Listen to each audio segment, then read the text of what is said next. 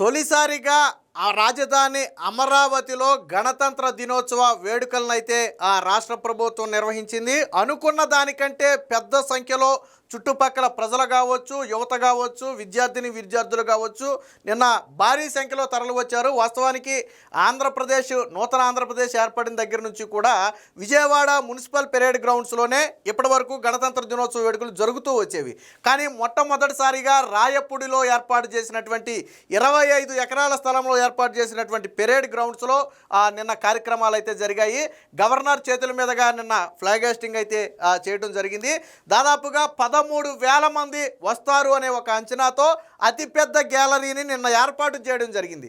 కానీ అనుకున్న దానికంటే ఎక్కువ మంది రావడంతో గ్యాలరీలు కూడా పట్టక చాలామంది ప్రజలు నిలబడే నిన్న గణతంత్ర వేడుకలను అయితే వీక్షించడం జరిగింది. అంటే రాజధాని అమరావతిలో జరుగుతున్నటువంటి తొలి వేడుక కాబట్టి చాలా పెద్ద ఎత్తున ప్రజలందరూ కూడా తరలి వచ్చారు. ముఖ్యంగా ఆ రాజధానికి భూములు ఇచ్చిన వారు రైతులందరూ కూడా నిన్న తరలి వచ్చినట్టుగైతే మనకు తెలుస్తుంది. మొత్తంగా ఆ త్వరలోనే రాజధాని రూపురేఖలన్నీ కూడా మారబోతున్న నేపథ్యంలో తొలిసారిగా గణతంత్ర దినోత్సవ వేడుకలు జరపడం అనేది ఒక శుభసూచకంగా చెప్తున్నారు. సో రాజధాని త్వరలోనే 2028 నాటికి తొలి దశ రాజధాని మొత్తం కూడా పూర్తవుతుందని చెప్పి ఇప్పటికే చంద్రబాబు గారు ప్రకటన కూడా చేసిన నేపథ్యంలో దానికి సింబాలిక్గానే గణతంత్ర దినోత్సవ వేడుకలను అయితే అక్కడ నిర్వహించినట్టుగైతే తెలుస్తుంది. దీనికి స్వయంగా ముఖ్యమంత్రి చంద్రబాబు గారు దంపతులు అలాగే ఉప ముఖ్యమంత్రి పవన్ కళ్యాణ్ దంపతులు వీరిరువురు కూడా ఆ దంపతులతో ఈ కార్యక్రమానికి అయితే రావడం జరిగింది. అదే సమయంలో పోలీసు కవాతులు కావచ్చు లేదా శకటాల ప్రదర్శన కావచ్చు, ఇవన్నీ కూడా నిన్న కార్యక్రమానికి అతిపెద్ద హైలైట్గా నిలిచాయని చెప్పొచ్చు. దాదాపుగా 2-3 గంటల పాటు సాగినటువంటి ఈ కార్యక్రమం మొత్తం కూడా ప్రజలందరూ కూడా దగ్గరుండి తిలకించినటువంటి పరిస్థితి. సో మొత్తంగా అమరావతిలో తొలి గణతంత్ర దినోత్సవ వేడుకలను అయితే విజయవంతంగా అయితే పూర్తి చేయడం జరిగింది. దీనికి భారీ ఎత్తున ఏర్పాట్లు చేశారు. అలాగే గణతంత్ర దినోత్సవ సందర్భంగా అటు సెక్రటరేట్ కావచ్చు లేదా హైకోర్టు కావచ్చు లేదా అసెంబ్లీ కావచ్చు, వీటన్నిటికీ కూడా విద్యుత్ దీపాల అలంకరణ కూడా చేయడం జరిగింది. భారీ ఎత్తున విద్యుత్ దీపాలతో అలంకరించారు. దీనికి సంబంధించినటువంటి ఫోటోలు కూడా నిన్న సోషల్ మీడియాలో అయితే వైరల్ అయ్యాయి. సో గౌరవ వందనం స్వీకరిస్తున్నటువంటి గవర్నర్ గారిని అయితే మనం ఇక్కడ చూడొచ్చు. మిగిలిన నాయకులందరూ కూడా ఇటు సైడు కూర్చున్నారు. దీనికి సంబంధించినటువంటి ఒక వార్త వచ్చింది, ఒకసారి చూద్దాం.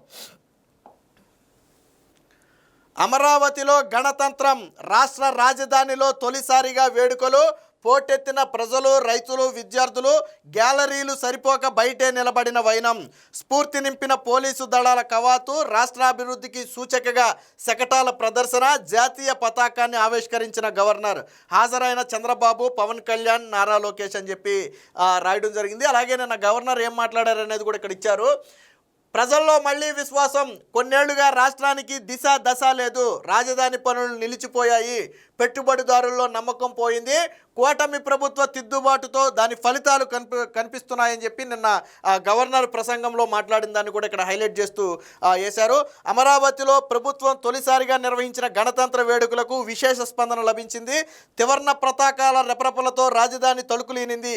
రాష్ట్ర రాజధానిగా చట్టబద్ధత సాధనకు ప్రభుత్వం సంకల్పించిన వేళ ఈ ప్రయత్నాలను స్వాగతిస్తూ పెద్ద ఎత్తున రైతులు, విద్యార్థులు, ప్రజలు ఈ వేడుకలో భాగస్వాములయ్యారు. కవాతులు స్ఫూర్తిని నింపితే శకటాలు కొనువిందు చేశాయని చెప్పి ఒక వార్త రాయడం జరిగింది. ఇప్పటికే రాజధానికి చట్టబద్ధత కల్పించాలని చెప్పి కేంద్రాన్ని కోరటం జరిగింది. దానికి సంబంధించి కేంద్ర న్యాయశాఖ పరిశీలనలో దానికి సంబంధించినటువంటి దస్త్రం కూడా ఉంది. త్వరలోనే రాష్ట్రానికి రాజధానికి సంబంధించి ప్రత్యేక చట్టబద్ధత కూడా కేంద్రం అయితే ఇవ్వబోతుంది. అలాంటి సమయంలో రాజధానిలో గణతంత్ర దినోత్సవ వేడుకలు జరపడం అనేది శుభసూచకంగానే చెప్పొచ్చు. దీనికి సంబంధించిన మరొక వార్త కూడా చూద్దాం. సో వేడుకలకు సంబంధించి గౌరవ వందనం స్వీకరిస్తున్నటువంటి గవర్నర్ గారిని ఇక్కడ చూడొచ్చు. అలాగే రిపబ్లిక్ డే సందర్భంగా డిప్యూటీ సీఎం అలాగే సీఎం దంపతులు ఇక్కడ వేడుకలకు హాజరయ్యారు. మనం అవి కూడా చూడొచ్చు. ఇక రాజధాని రైతులు పసుపు పచ్చ, ఆకుపచ్చ కండువాలు వేసుకుని రాజధాని రైతులందరూ కూడా నిన్న ఈ కార్యక్రమానికి హాజరయ్యారు. ఇక ఈ కార్యక్రమం అనంతరం ఎట్ హోమ్ గవర్నర్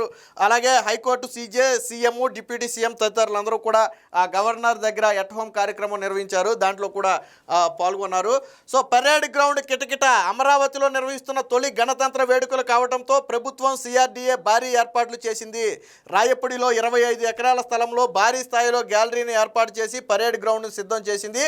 దాదాపుగా 13,000 మంది వరకు వేడుకల్లో భాగస్వామ్యం అయ్యే అవకాశం ఉందని దానికి అనుగుణంగా అధికారులు అయితే ఏర్పాట్లు చేశారు. అయితే అంతకు మించి స్థాయిలో ప్రజలు, ప్రధానంగా రైతులు, స్థానిక రైతులు, విద్యార్థులు, మహిళలు, యువకులు హాజరయ్యారు. ఈ కారణంగా పబ్లిక్ గ్యాలరీలన్నీ పూర్తిగా నిండిపోయాయి. కొంచెం ఆలస్యంగా వచ్చిన వారికి లోపలికి వెళ్లేందుకు అవకాశం కూడా దక్కలేదు. దాంతో వారంతా బయటే నిలబడాల్సిన పరిస్థితి వచ్చింది. సో ముందస్తు ప్రణాళికతో ట్రాఫిక్ ఏర్పాట్లు చేయడంతో రాకపోకలకు ఎలాంటి ఇబ్బందులు, అంటే నిన్న జరిగినటువంటి ఈ కార్యక్రమం వల్ల సాధారణ ప్రయాణికులకు ఎవరికి ఇబ్బంది లేకుండా ట్రాఫిక్ను కూడా క్లియర్ చేశారు. అయితే 13,000 మంది వరకు వచ్చే అవకాశం ఉందని ఒక అంచనాతో గ్యాలరీని ఏర్పాటు చేస్తే అంతకు మించి, అంటే తొలిసారి ప్రతిసారి కూడా గణతంత్ర దినోత్సవ వేడుకలు ఎక్కడో చోట జరుగుతున్నాయి, కానీ ఎప్పుడు ఈ స్థాయిలో ప్రజలు తరలి రాలేదు. కానీ తొలిసారి అమరావతిలో నిర్వహిస్తున్నటువంటి గణతంత్ర దినోత్సవ వేడుకలు కాబట్టి ఈ స్థాయిలో ప్రజలైతే తరలి వచ్చారు.